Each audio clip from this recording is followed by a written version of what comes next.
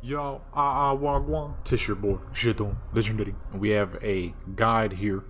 Please do hit that subscribe button and the notification bell. I do all things photography and cinema, from virtual to real life and sometimes AI. You know what I mean? I upload every Saturday and sometimes within those weeks as well.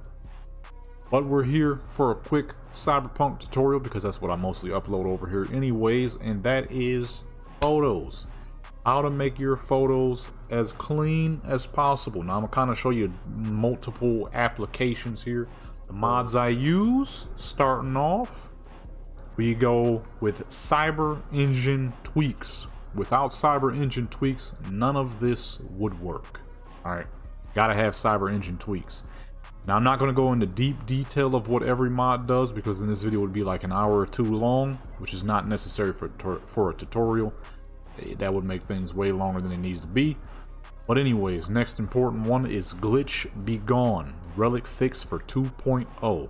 What that does is if you have a higher level character like the character I'm playing on now, whenever the relic malfunction happens and it does that little screen effect, when you hit photo mode, you'll see that effect in photo mode. You don't want to see that because nobody wants to wait for that. So what glitch be gone does is it removes it completely. So now you don't have to wait no more till it's gone. Next up is for the folks who wish to do multiple characters in one photo. You're going to want to get your hands on Nibbles Unlocked, Nibbles to NPCs, and Appearance Creator mod. What that does is Nibbles Unlocked, it unlocks the little cat. You don't have to do no extraterrestrial stuff to unlock him. He'll be right there. Because I've been playing this game since release and I have no clue how you unlock him. I got this mod and it's automatic. And then Nibbles to NPCs, which I will show you shortly. That allows you to take Nibbles and turn him into whatever NPC you might want him to be, instead of his little cat self. And then Appearance Creator mod, which is this right here. This is whenever you're targeting any NPC, it will allow you to change their outfits, clothing, whatever, you know. I'm gonna show you that as well. Next up is the Edge Runner Bazaar. That's this right here. This allows you to spawn stuff. Let's say you're not even doing photos. It's good for that too. You can give your character money and other things. I don't know if everything works because I'm not sure if this has been updated for 2.0 plus, but you know, it still works in most cases, so it's good to have. And Charlie, character lighting suite for photo mode and appearance menu mod. Appearance menu mod is extremely important. Without that, you're not going to do a whole lot of stuff that comes with all this little virtual cyberpunk photography stuff. And then Charlie character lighting is great for lighting purposes. Without that, you know, you get regular cyberpunk graphics, which we will get into shortly, and I want to show you the differences. Let me go ahead and show you the settings that I use and used to use. Now, let's say you're on a computer that can't handle the highest of quality, but your quality has to be high because your photos need to be superb. You're going to switch it to ultra, leave whatever of these up. Image sharpening, you could put this up, but I would keep it at 50. If you don't want to touch it, keep it at 50. If you want to make it a little higher, then go up, but never go below 50, because then that'll reduce the sharpness just a little too much. If you're doing photos in the city, keep crowd density high. If you're not, bring it down because that'll reduce lag. Film grain off unless you need it. Chromatic aberration off unless you need it. Like, let's say you're doing a photo with some cyber psychosis and you want to max it out so your character's vision looks crazy, then maybe it's a good thing to keep it on. If not, there's no real reason for it. Motion blur off. Reduces lag, doesn't really make a difference in photo mode itself, but it just reduces a bit of the lag. And then volumetric fog, bring that nice and down. Screen space reflections, keep it where it is or up it to psycho. I'm going to go ahead and show you what that looks like. So boom, here we are in ultra graphics. As you can see, as we look at V, she has quite the quality, right? She's clean, Shadows is pretty dang good and everything. You come to the side here, and the way the shadows is on her face looks pretty good. So the quality is there, but that is ultra. At least you will have the quality. I'm gonna be showing you some mods you should have anyways, which is reshade. Reshade is very important. It's not quite a mod. This you can download this for dang near any game. I mean, shoot, I use this on one of my fucking one of my little local Warcraft servers where I do all my Warcraft photos. These are the settings I use, and as you can see with that, it is much sharper, much cleaner now. Not max, but pretty fucking good. Now let me go ahead and show you what I use for my maxed out graphics for those whose computers can handle it. You're gonna go ahead and I thought I didn't hit the record button. You're gonna go ahead and hit ray tracing ultra, quality if you want, all these if you want. Increase that picture quality a bit. Put that ray trace lighting to psycho. If you have a computer good enough for it, put on path tracing because it looks absolutely incredible. That's one of those videos where you see those videos where it looks super realistic. That's the mods that worked with path tracing. You gotta be careful with those or you might blow your computer up. Same thing as I said earlier, if you're doing pictures in the city and you need those crowds, keep it on. If you don't need the crowds, turn it off because that will reduce lag. Film grain off if you don't need it, chromatic off if you don't need it, motion blur off, volumetric fog off or low. And then psycho for the screen space. The reason why I don't do volumetric fog is because it's kind of sucks depending on what you're looking for. If you're doing scenery, it works. Cars, it works. Depending on your lighting setups. Characters, it doesn't. At least for me. You can see the dang fog. It's horrible looking. Like looking around your house and you see this like fog and mist every dang where. You got a problem. Either your house is burning down or somebody can't freaking cook. Tell them to stop cooking. They smoking the house out. Boom, with those better graphics, as you can see, she is much sharper, much cleaner. Textures are superb. She's got freaking hair on her head, though not the right hair. That's fine, because you don't ever see shadows in most of my pictures any dang ways. Okay, like I said, I can't get too deep into detail because if I do, this video will be way longer than it needs to be. But appearance menu mod is the most important thing. This is your photos. This allows you to scan the NPCs you spawn, change their outfits. This allows you to spawn the NPCs, hence how V is standing here now, and cars. This right here allows you to swap, so if you target anybody, like how I'm targeting V, I can change her to Panam, save game, reload that save, and Panam will be standing here. I'm pretty sure my character will look like Panam. If I'm not mistaken, I could be wrong. Don't quote me on that, please. Next, we have decor. So if you have ever seen any of my photo studio videos, this is how I build all my crazy backgrounds. Or like my southern characters who look like they're supposed to be in the south. I had a character who looked like she was in the bayous of freaking Louisiana. That is because of the decor. You build yourself a setup, you spawn crap, move it where you need to be, you target it, you can resize it. If it has that option, you can change the colors of it if it has that option. You know what I'm saying? You can move it. Alright, freaking skew it, changes. You know what I'm saying? Hitting her in the back of the head with jump. You know what I mean? You can spin the crap around. So that's what that is. Poses. Let's say you're doing a set where there's more than one character. You can make them do poses and stuff. So boom. See, she's standing on the helicopter waiting like, yeah, let's get this thing on the road, baby. You know what I'm saying? Tools. This is very important. Teleports. Cycling appearances for this is just the general stuff though. This isn't like super important. Teleports and stuff. You can make your own custom teleports. Oops.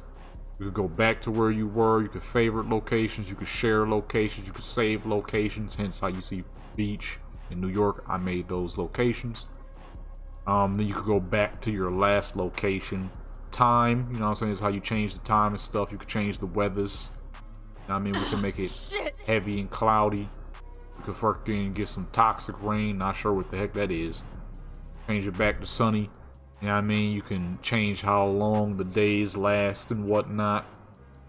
God mode, third person camera, which looks horrific.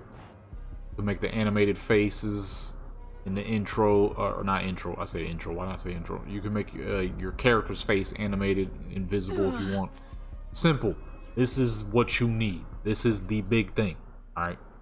This is it. If you're making little movies, that's what the director is for, so you could get custom scripts, triggers, cameras. That's how you be seeing people make like the little sitcom joints. And then, of course, your extra stuff, which you could copy mine if you want. I mean, you have the photo mode replacer for nibbles. This is feminine. This is all female characters, even custom body female characters like Judy and Panam, Claire, Songbird. It doesn't matter. All female characters are considered feminine. All masculine characters, that's your baseline character. That's male V, Johnny, the average male V, or average male build. You have the big guys, that's Jackie, Reed, River, people like that. These are for your custom joints. I'm not the best at making custom characters, so I genuinely can't help you with that one. It took me like fucking 7 hours to make one and it failed. So, can't exactly help you with that one, but there are mad tutorials out there.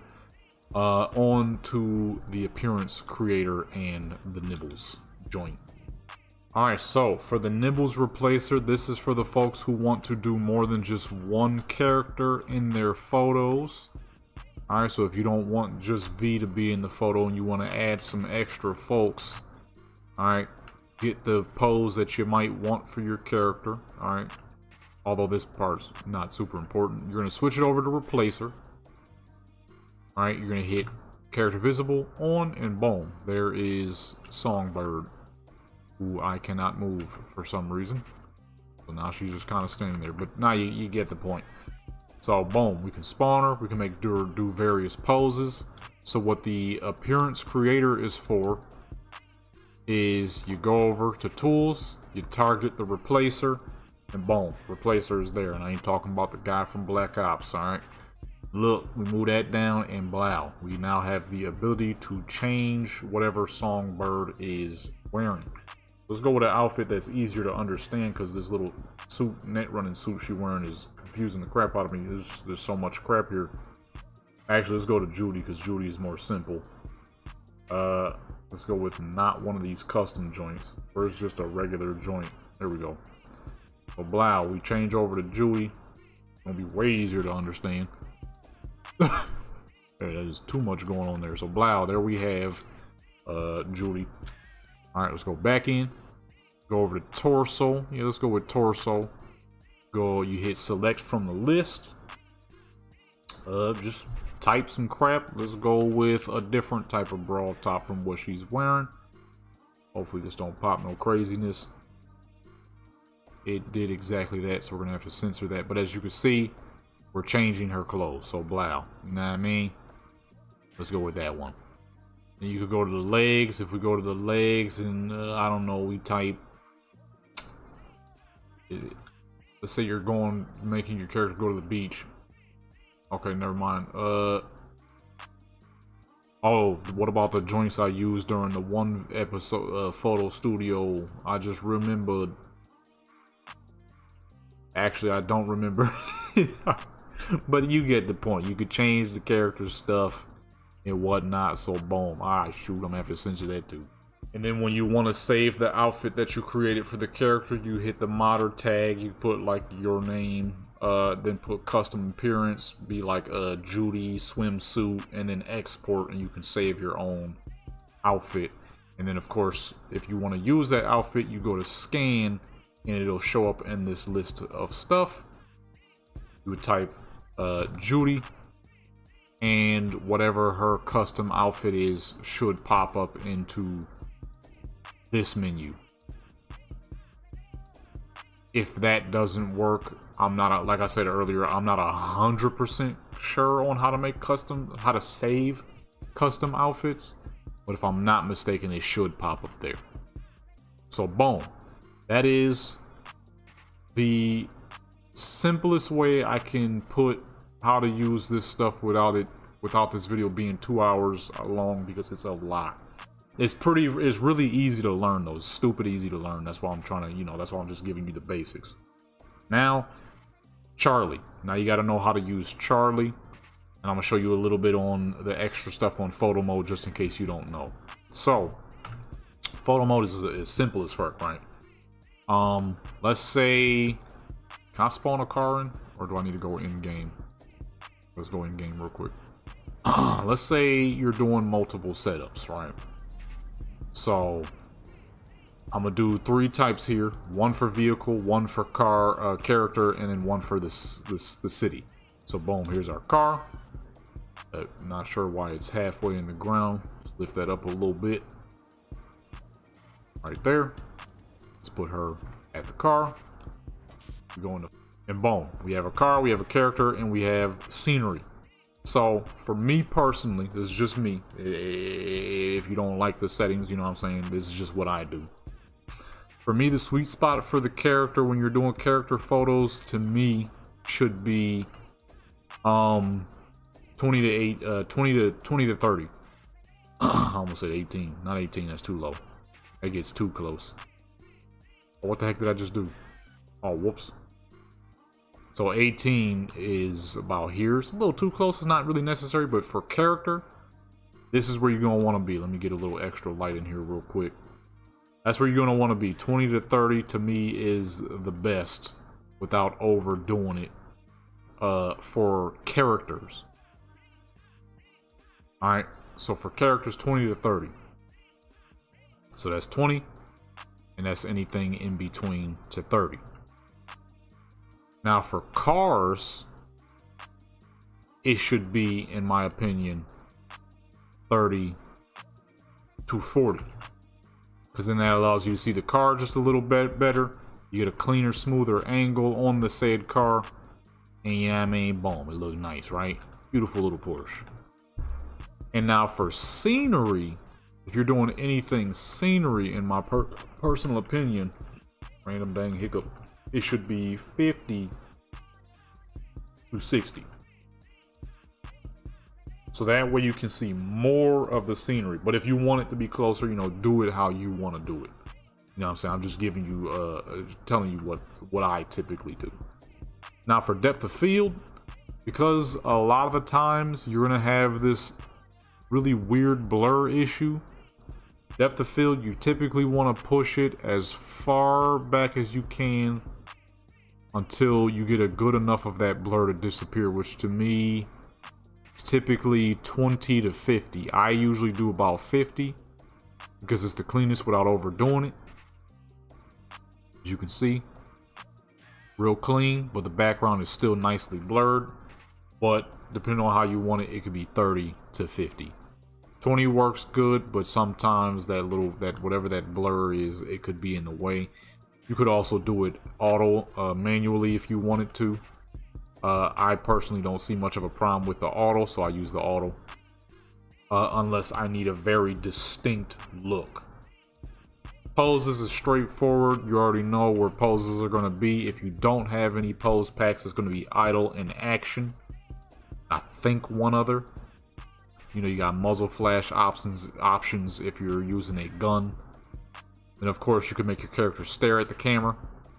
Now, what makes AMM important is you can, if you don't want the character to turn their entire body, you just want them to turn their head, you can do that, which to me makes it a lot cleaner for certain poses.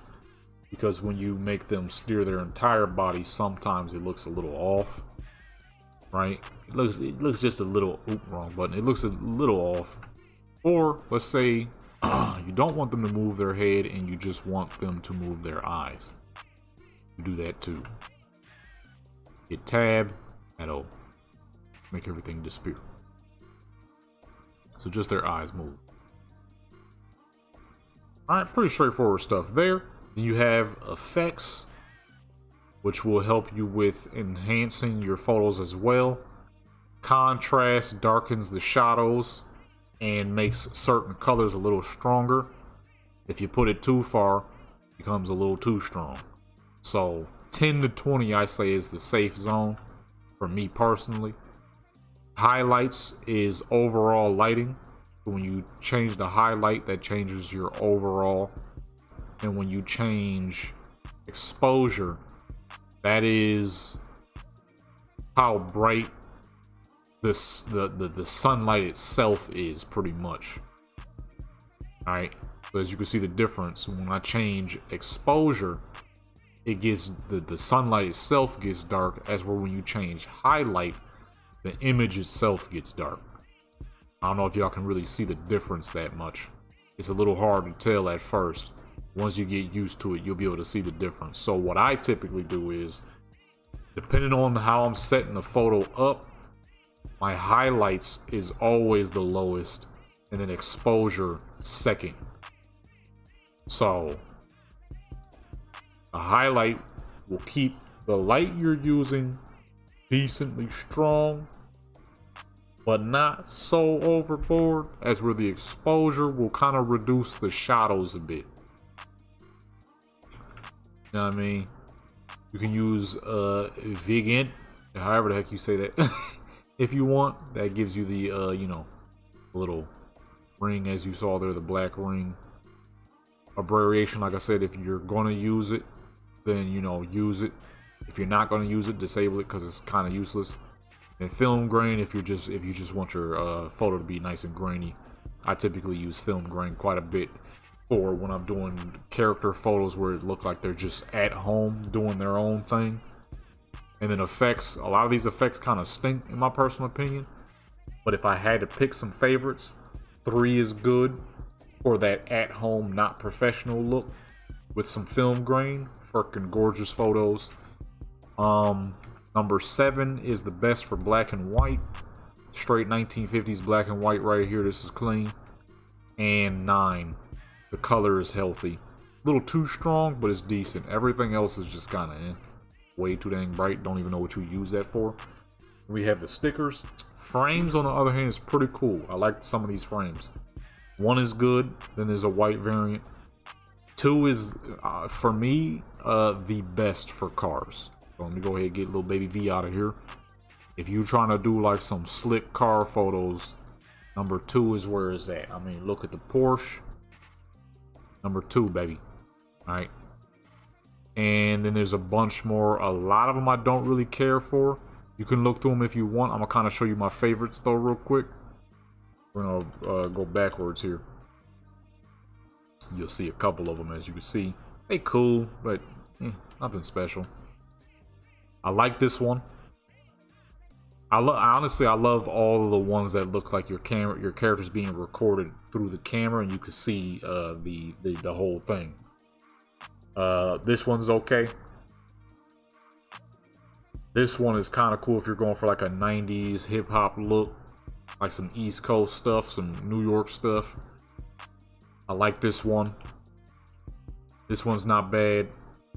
I like this one. I like this one a lot. This one's pretty good.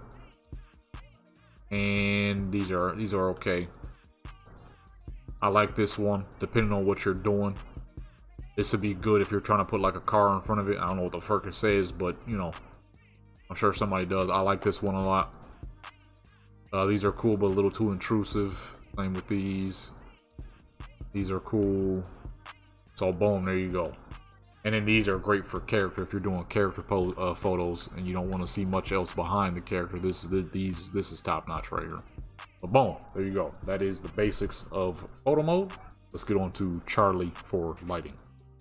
Alrighty, now for lighting with Charlie, I'm gonna show you how to use it, but it all comes down to how you want to use it. So I can't really, you know, I can't really tell you how you'll use it. I'm gonna just show you how to use it. You know what I mean? So boom, here we are. We got little Miss V. She is in this New York looking spy, right? Go ahead and bring that down a little bit. And let's get her in a general pose. Nothing too crazy, just a simple pose. And boom, there she is. Go ahead and make her smile. Look at the camera and smile. Alright, so boom, you have the pose you're looking for. Your character is doing what you need them to do. I'm going to show you the functions and how this all works. So, You got spotlights, you got entropy, you got industrial, and you got favelas. I'm not sure how to say that. Favelas. I don't know. Stop. We got light blockers. Light blockers with stripes. Icebreaker? Not 100% sure what that one does. I never actually used this one. Looks like it added some form of light. I'm not 100% sure. I don't think I've ever actually used that one. But anyways, we got spotlight. Let's go ahead and drag that around. I'm gonna show you exactly how this works. So let's just fucking blast it out because you know what each light does. Spotlight is for spotlighting. Entropy is aerial lighting, and it has the farthest range. You have industrial, which is point, but it's not as rangy. So it really depends on what you're looking for. As you can see, you can spawn 1, 2, 4, 6, 8, or 10 all together. Same with everything else. You come over here, you have fog. It's animated. This is for like if you're doing like a little scenery that's not for photo mode. Or maybe you do want to use it for photo mode. That works too. It just won't be animated in photo mode. Signs and stuff. And boom. And of course, once you build your setup, you can save it. As you can see, I got overall lighting and car lighting. Although I keep forgetting to build background lighting. I always make background lighting and then I just end up deleting it like a dang fool. So boom. There it is. The light is on her. But as you'll notice, the light is also on this lady behind her. Let's say we don't want it like that. We want the character in the background to not be lit up. The light is just supposed to focus on our character because that's all that matters, right? So, as you saw, what I did was you have range. This is how you change the range of your lighting. So as you can see, it's on the trash can when we do that. But as a matter of fact, let's use that as well. Let's put that nice and high for the trash can. And let's add a second one so it'll be brighter. So boom. With this one right here, the angles, bring that down. What this does is, oh, actually no, we gotta delete that second one because then we can't do it properly. What this does is you bring that down. As you can see, it's for a spot. You use this one at the top, it makes it a lot sharper. The problem is you don't really want that sharp one unless you're doing something specific. Because, you know, if you're trying to make the lighting look natural, you would much rather it fade than to be sharp. Then we have light colors. This is obviously going to change the color. So boom, you could do purples. You know what I mean? Some more of a natural-ish color. Blue or turquoise in that instance. But what I would do typically is because she's outside, we would make a warm color, which I'm going to say is right about there is perfect. Oop, that was supposed to be a 5, but you get the point. And you can change the position of the camera on its own axis. So typically, depending on what you're trying to do, this is the only one you really need to touch a lot of the times. But like I said, it all comes down to what you're going to do. This is why I'm just kind of showing you how it works versus how I would do it, because how I would do it ain't going to be the same as how you would do it. And then, of course, you have the angles. You got roll. You got pitch, which is not a whole lot useful for this one because it's circular lighting. That's more like for the aerial joints. And then you have, you have yaw, which turns it. So boom, right? We have our lighting, but we don't want it on the lady in the background because at the angle we're standing, this is lighting that would only be for V and not for that lady. Unless she's standing in the sun. Problem is she is not standing in the sun, so then we would use a light blocker.